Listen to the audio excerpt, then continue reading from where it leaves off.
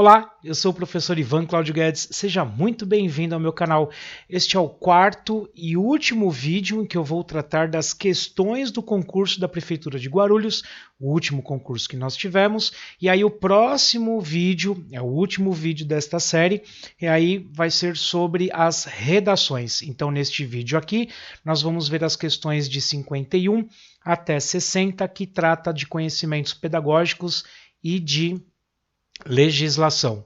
Lembrando que nós temos aqui algumas considerações que eu preciso reafirmar. Se você não viu este vídeo aqui de baixo, para você ser aprovado em qualquer concurso, é muito importante que você veja, porque através dele eu vou falar de estratégias de estudo.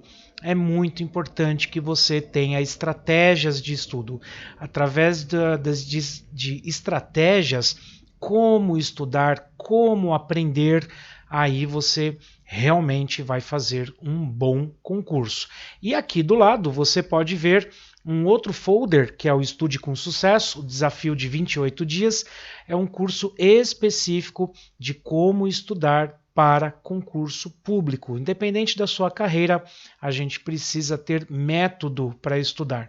Se você é da área da educação, você sabe o quanto é importante ter método para estudar e absorver da melhor forma possível os conhecimentos que você vai precisar, não só para o concurso, mas para o longo da sua vida. Um último recado muito importante: dia 5 de setembro inicia o nosso curso na Faculdade Progresso para o concurso da Prefeitura de Guarulhos. O folder está bem aqui abaixo, né? O cursão para o concurso de professores da Prefeitura de Guarulhos, promovido pela Faculdade Progresso, com vários professores que vão participar aí desses módulos. Todas as informações que você precisa está aqui nas descrições do vídeo, e se você tiver qualquer dúvida, você sabe que pode me escrever tranquilamente. Então, vamos começar nossa bateria de questões. Lembrando que se você não é inscrito no canal, se inscreva e ative as notificações. Tem muito material disponível aqui para a gente poder estudar. Então, vamos lá para as questões, a última bateria de questões da Prefeitura de Guarulhos. Eu vou colocar em tela cheia, daqui a pouco a gente volta e continuamos a nossa conversa. Opa, apertei errado. Agora sim. Bom, então vamos lá. Pegar a caneta aqui.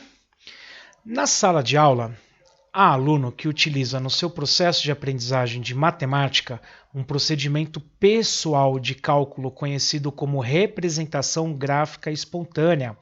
Trata-se de uma estratégia adotada pelo aluno para representar a resolução de problemas e inclui sinais de aritmética ou o uso combinado de sinais e palavras com sentido matemático. Esses procedimentos pessoais, de acordo com os autores citados por Small e Muniz, 2013, resultam em vantagens para a compreensão do sistema de numeração decimal das 4 operações fundamentais, desenvolvimento do cálculo mental e estimativa da ordem de grandeza dos números. É interessante, ele apresenta uma vantagem, afinal de contas, o aluno faz uso de um procedimento pessoal para resolver problemas. É o que a gente se espera quando a gente fala aí da educação matemática, do pensamento, desenvolvimento do pensamento autônomo sobre a matemática. Bom, resultam em dificuldade de o aluno aprender os procedimentos formais necessários para a resolução de problemas, especialmente quanto à aplicação dos algoritmos para chegar ao resultado correto. Eu discordo dessa afirmação. Por quê? Porque nós podemos fazer uso de diferentes estratégias para chegar à resolução de problemas. Aqui também apresenta a dificuldade do aluno compreender o sistema de numeração decimal, as formalidades das 4 operações fundamentais e para resolver o cálculo mental, fundamentos básicos da aprendizagem da matemática. Não, muito pelo contrário. Se ele desenvolve esse procedimento pessoal, nada diz aqui que ele vai ter problema para fazer cálculo mental. Então, também não. Vantagens para o aluno compreender o algoritmo como regra para a realização das operações básicas, forma universalmente obrigatória de fazer cálculo. Não é o caso. Por quê? Porque a gente está falando do procedimento pessoal do aluno para representar e resolver esses problemas.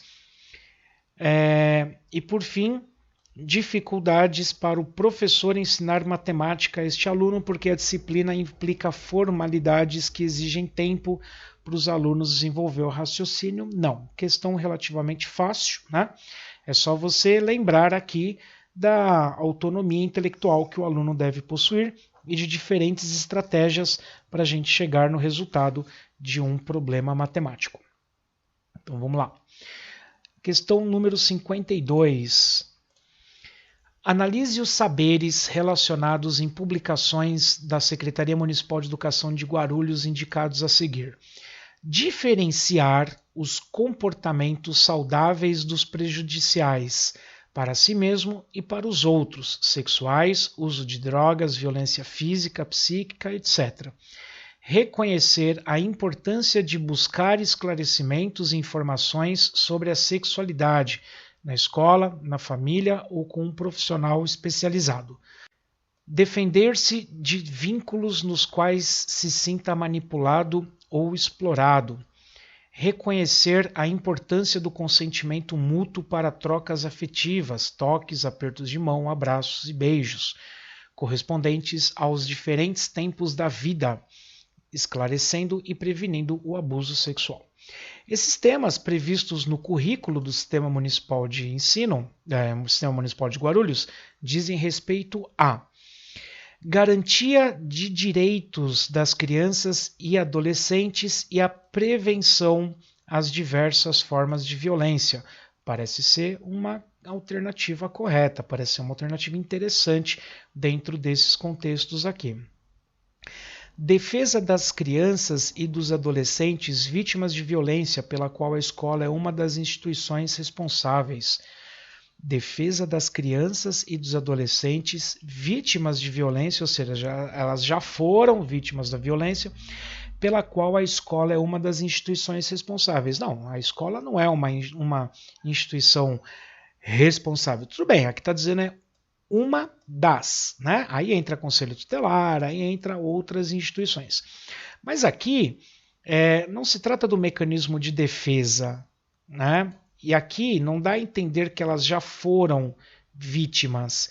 Aqui ele está falando sobre procedimentos que antecipam o abuso.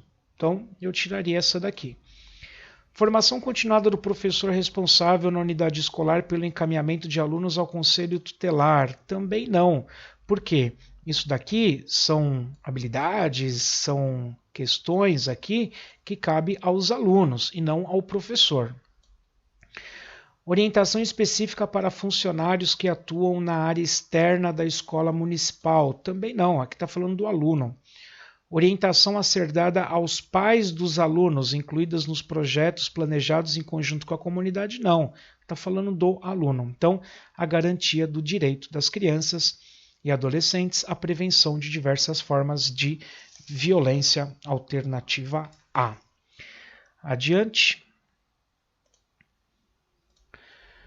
Na apresentação do documento QSN, consta o seguinte: foi um longo percurso para chegarmos até este momento de apresentação da primeira versão do QSN. Gostaríamos de destacar um deles. Muito provavelmente, no futuro, a data de 17 de junho de 2009 será lembrada como um marco na caminhada da educação de Guarulhos. O dia em que as escolas municipais pararam para que os professores, gestores, funcionários e pais refletissem sobre os saberes necessários para a formação dos seus educandos. Pararam, certamente, e é apenas uma forma de dizer, pois foi um dia de trabalho muito intenso, porém um trabalho diferente. Considerando que estabelece o artigo 206 da Constituição Federal de 1988 e o artigo 30 da Lei de Diretrizes e Bases da Educação Nacional, é possível afirmar que os gestores da Secretaria Municipal de Guarulhos demonstram na apresentação de sua proposta curricular que os gestores da Secretaria, né, o que eles quiseram dizer em relação a tudo isso. Cumprem as determinações do Ministério Público de abrir espaço à participação dos educadores para a definição de medidas importantes voltadas à melhoria do ensino municipal? Não. Por quê? Porque não é uma determinação do Ministério Público. Aqui já está dizendo a Constituição Federal e a LDB. Promovem uma gestão democrática de ensino público, cumprindo um dos princípios previstos na Constituição da República e na LDB? Sim. Se a gente for pegar lá o artigo 30 da LDB, se a gente for verificar lá a Constituição dentro do artigo 206, todos esses vídeos sobre legislação também tem aqui no canal. Se você não acompanhou, sugiro que acompanhe, porque é muito importante essa parte da legislação. E fala sobre exatamente a gestão democrática do ensino público. Então essa daqui está correta. Definem com os educadores determinadas medidas que deveriam ser estabelecidas pelas autoridades que ocupam os cargos de comando da Secretaria Municipal de Educação? Não. Por quê? Porque dentro de uma gestão democrática, essas questões não cabem à burocracia, pensando assim, aos cargos de comando da Secretaria Municipal de Educação. Ela é dever de todos. Promovem os educadores da rede municipal a condição de especialistas em currículo, mas deixam de cumprir o mínimo de dias letivos obrigatórios previstos no calendário escolar. Não necessariamente, o texto não fala sobre isso, e aqui envolve toda a participação de professores, gestores, funcionários e pais, inclusive. Tá? Exercem um papel mediador entre o que estabelecem as leis e aquilo pelo qual os educadores e alunos anseiam, mesmo sem encontrar amparo na Constituição e na LDB. Daqui em diante, esse mesmo sem aqui, então essa parte aqui é o que deixa a alternativa errada, porque afinal de contas ele encontra amparo na LDB e na Constituição. Então, questão aqui também relativamente fácil, a gestão democrática do ensino público. Muito bem. Próxima questão, a de número 54. Consideradas as normas estabelecidas na Lei número 10.436, de 24 de abril de 2002, que dispõe sobre a Libras, é correto afirmar que se trata de forma de comunicação e expressão em que o sistema linguístico de natureza visual motora com estrutura gramatical própria constitui um sistema linguístico de transmissão de ideias e fatos restritos às comunidades de pessoas surdas do Brasil? Não, ele não é restrito. É uma segunda língua, É a segunda língua que nós temos aqui no Brasil, a língua brasileira de sinais.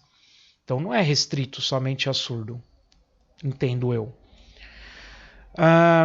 Que substitui a modalidade da escrita da língua portuguesa nos currículos de formação profissional em comunidades que optarem por esta forma de comunicação em virtude do grande número de pessoas surdas?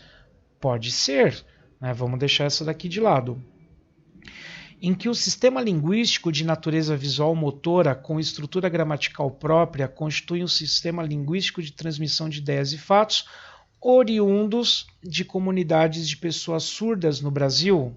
Então, olha, nós temos algo muito parecido aqui entre a C e a A, tá? O que me dá uma pista em que provavelmente é uma das duas. Mas vamos lá. Cujos cursos de formação de professores devem ofertar exclusivamente por meio de projetos optativos aos alunos, pois não é um código familiar para todos, dificultando sua aprendizagem à maioria dos candidatos à docência? Não porque não é optativo, e trata-se de uma segunda língua reconhecida nacionalmente. Então não é, muito pelo contrário, ela coloca inclusive a obrigatoriedade do sistema das instituições de ofertarem obrigatoriamente a Libras. em que tem por único motivo impor aos meios de comunicação um atendimento adequado às comunidades surdas, permitindo-lhes o acesso às informações de sua inclusão social? Não, esse não é o objetivo único dessa legislação, né? Então, muito pelo contrário, nós não temos essa característica. Então, vamos voltar aqui. Ou é A ou é a C. A Lei 10.436 de 2002. Em que o sistema linguístico de natureza visual motora com estrutura gramatical própria constitui um sistema linguístico de transmissão de ideias e fatos restrito às comunidades. Não, ele não é restrito, ele é amplo, ele serve para todos. E aqui a única mudança está aqui, ó, no oriundos da comunidade das pessoas surdas no Brasil. Então ele é oriundo, ele vem dessa criação da comunidade de pessoas surdas no Brasil, o que traz a alternativa correta. Tudo bem? Então, continuando para a questão de número 55. Regina é professora de ensino fundamental e considera que a Lei 11.645 de 2008 busca uma educação baseada na ética e na solidariedade, voltada à consolidação da sociedade democrática, ao estabelecer a obrigatoriedade do estudo de história e da cultura afro-brasileira e indígena nos estabelecimentos de ensino fundamental e médio.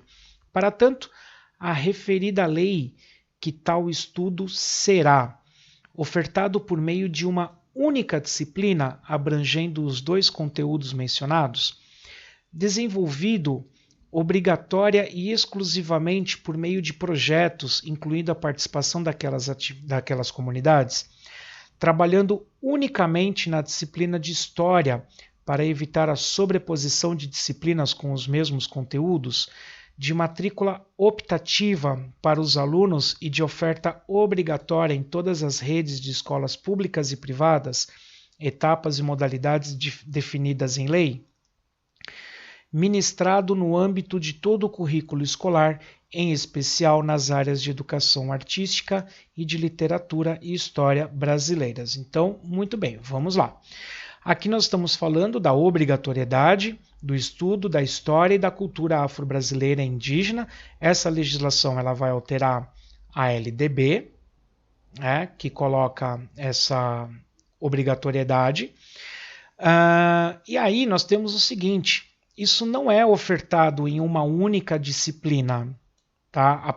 Abrangendo os dois conteúdos ofertados. Ela não é uma única disciplina.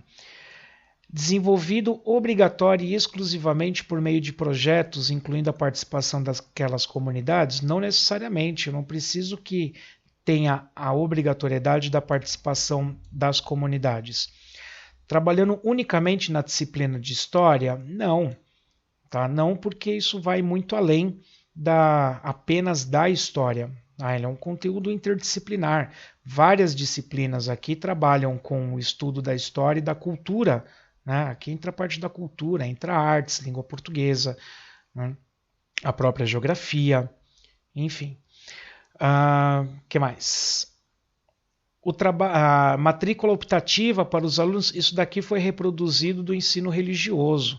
O ensino religioso é oferta obrigatória, aqui tira as privadas, oferta obrigatória e matrícula optativa, enfim. Isso daqui meio que puxaram do ensino religioso. Ministrado no âmbito de todo o currículo escolar, ok, em especial, mas não com exclusividade, nas áreas de educação artística e de literatura e história brasileira. Então, para dar conta aqui do estudo da história e a cultura afro-brasileira e indígena, em especial e não com exclusividade. Tudo bem? Então eu posso trabalhar inclusive em matemática, posso trabalhar em educação física, eu posso trabalhar em geografia, enfim, tá? Mas em especial educação artística e literatura. Questão de número 56. A Lei 13.005, de 25 de junho de 2014, aprovou o Plano Nacional de Educação, PNE, que estabelece diretrizes, metas e prazos para a educação. Entre as diretrizes encontram-se a parceria entre o setor público-privado e a adoção obrigatória de regime seriado para todo o ensino fundamental e médio? Não, isso não é algo que consta no Plano Nacional de Educação, as 20 metas aí do PNE. Promoção de assistência social para alunos em situação de risco e a integração dos serviços de educação e saúde? Não, promoção de assistência social não se encontra no Plano Nacional de Educação, não é esse um dos objetivos que nós temos no PNE. O PNE tem um site bem legal que se chama Observatório do PNE, que dá para você consultar todas as 20 metas e inclusive acompanhar o cumprimento dessas metas ou não. Já estamos em 2019, né? Ele foi lançado em 2014, vale a pena dar uma estudada sobre isso. Integração dos serviços de educação e cultura e de assistência à saúde a todos os alunos em situação de risco social também não é uma das metas do Plano Nacional de Educação. Erradicação do analfabetismo, universalização do atendimento escolar e a promoção humanística, científica, cultural e tecnológica do país. Interessante, é uma meta aqui, é uma concepção bem ampla que vai estar aí em várias metas do Plano Nacional de Educação. Privatização do ensino, por enquanto não, por meio de convênios com instituições particulares que promovem experiência exitosa na área educacional, não é objetivo do Plano Nacional de Educação a privatização do ensino. Então esse assunto aqui é um assunto que eu debato bastante na disciplina que eu ministro na faculdade, de Economia e Políticas Públicas. Vale a pena você dar uma pesquisada, tem muito material aqui no YouTube sobre o Plano Nacional de Educação. Então, erradicação do analfabetismo, universalização do atendimento escolar e a promoção humanística, científica, cultural e tecnológica do país. Questão de número 57. A Lei Federal 13.257, de 8 de março de 2016, altera alguns dispositivos legais, entre eles o Estatuto da Criança e do Adolescente, e estabelece princípios e diretrizes para a formulação e a implementação de políticas públicas para a primeira infância, em atenção à especificidade e à relevância dos primeiros anos de vida no desenvolvimento infantil e no desenvolvimento do ser humano. Para os efeitos desta lei, considera-se primeira infância o período. Então, uma questão aí de memorização, né? Você saber o que é a primeira infância.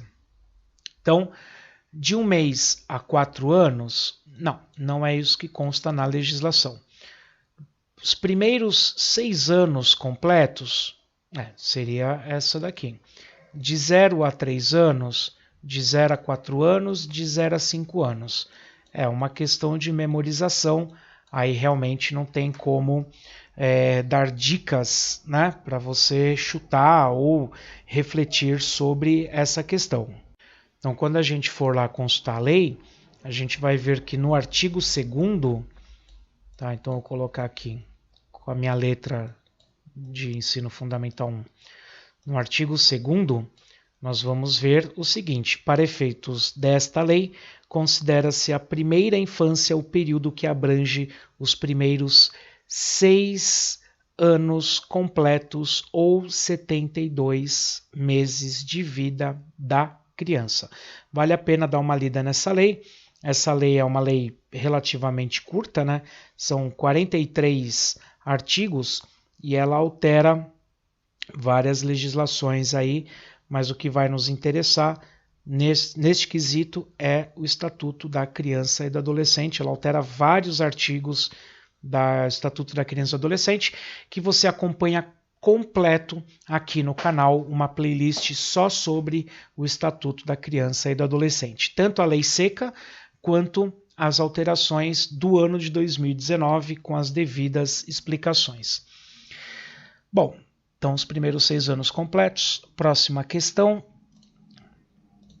Reinaldo, é professor recém-nomeado para o 3º ano do ensino fundamental em Escola Municipal de Guarulhos. Numa reunião de pais de alunos, apoiado pelo Decreto do Município 23.798 de 2006, ele orientou os presentes a respeito da gestão democrática vigente na escola, explicando-lhes corretamente que, nos termos do decreto citado, os estabelecimentos de ensino deste município contam com um conselho escolar constituído apenas por...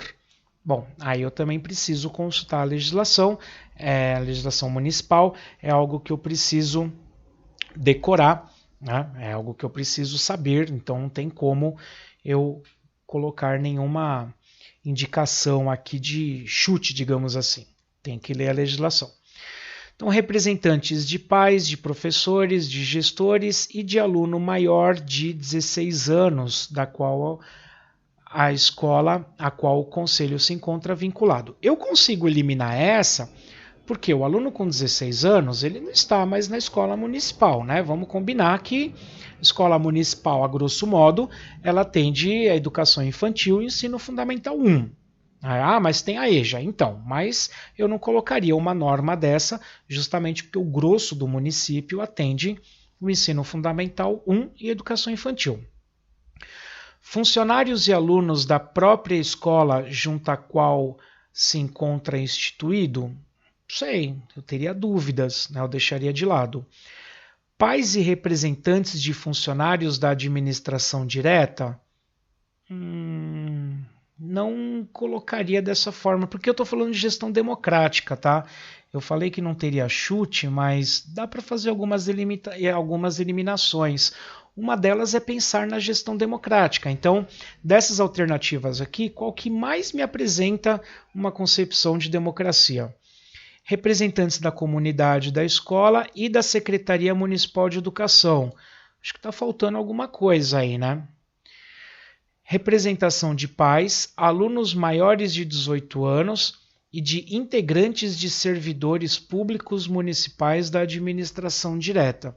Apesar da minha restrição aqui em relação ao aluno maior de 16 anos, pensando, né, que o grosso do município é atendido pela educação infantil e ensino municipal, infelizmente isso é algo que consta no decreto do município. A questão aqui é que ele está falando sobre a respeito de gestão democrática vigente na escola, explicando corretamente que nos termos do decreto os estabelecimentos de ensino contam com um conselho escolar. Então, quem pode participar do conselho escolar nas escolas? Representantes de pais, alunos maiores de 18 anos e integrantes de servidores públicos municipais da administração direta, é o que consta na legislação. Então, realmente é uma questão assim que eu não vejo como chutar. Se tiver no edital, leia, tá? E aí nós vamos para 59, outro decreto municipal, 33.349 de 2016, a educação básica no município de Guarulhos, no que tange a sua competência, será organizada de modo a atender toda a população na faixa etária própria do ensino fundamental nas etapas iniciais e finais deste ensino. Toda a população na faixa etária própria ou não de ensino fundamental, inclusive no período noturno. A educação infantil, etapas de creche e pré-escola e no ensino fundamental, etapa de anos iniciais.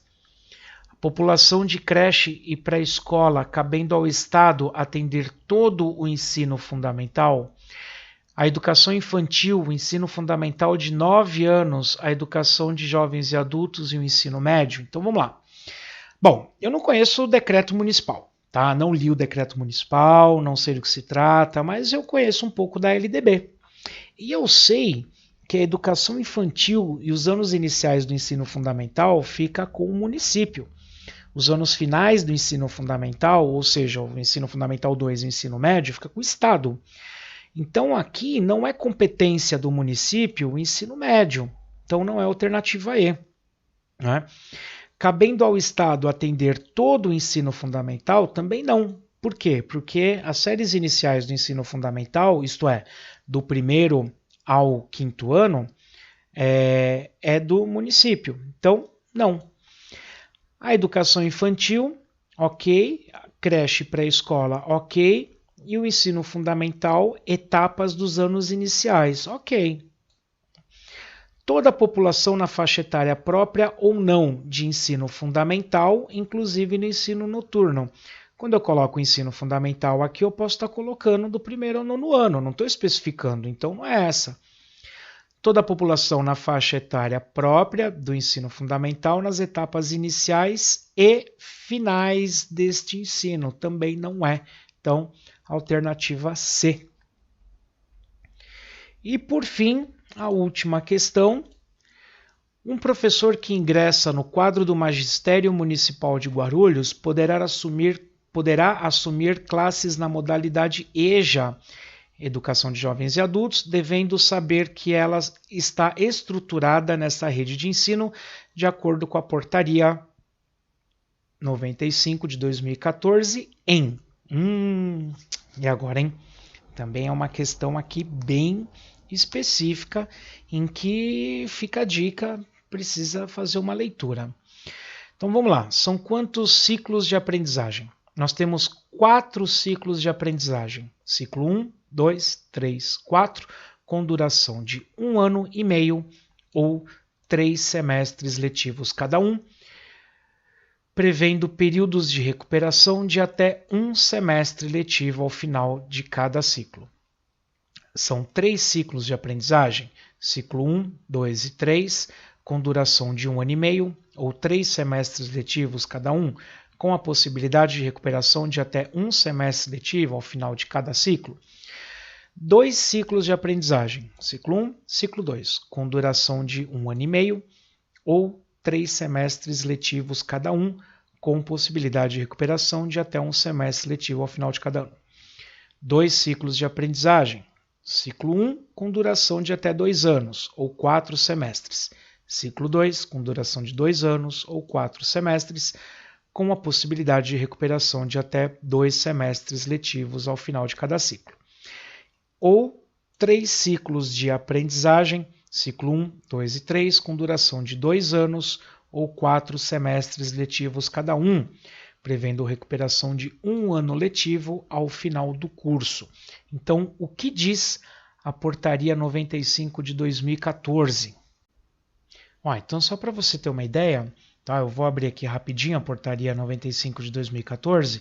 Ela coloca o seguinte, ciclo 1, correspondente aos anos iniciais do ensino fundamental, que é do primeiro ao quinto ano, com duração de até 2 anos ou 4 semestres letivos. Ciclo 2, correspondente aos anos finais do ensino fundamental, do sexto ao nono ano, com duração de 2 anos ou de 4 semestres letivos. Isso é o que coloca a Portaria 95 de 2014. Agora é interessante, quando houver a publicação do edital, a gente acompanhar para ver se teve alguma modificação, algum novo ciclo, enfim. Né? Cada mudança de secretaria apresenta novas portarias, por isso que isso é um tema, ou não, né? Ou ela pode se manter como está até hoje. Por isso que é importante a gente acompanhar aí o Diário Oficial, mas não vamos sofrer por antecedência, vamos deixar sair o edital para acompanhar o que estará este ano no concurso. Então, 2 ciclos de aprendizagem.